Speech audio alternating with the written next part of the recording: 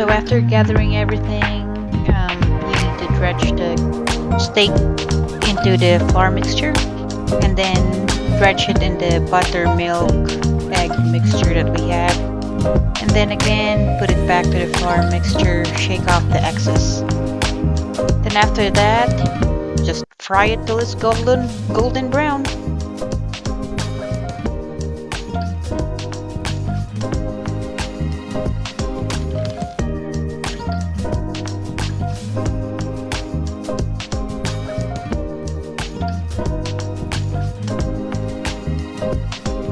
For the gravy, I melted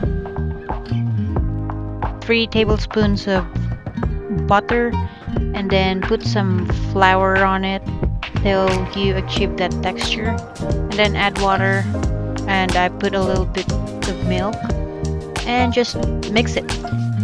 Afterwards, I put like a tablespoon of soy sauce to your taste, ground black pepper, and once you achieve the taste you want and the consistency of the gravy, you're good to go.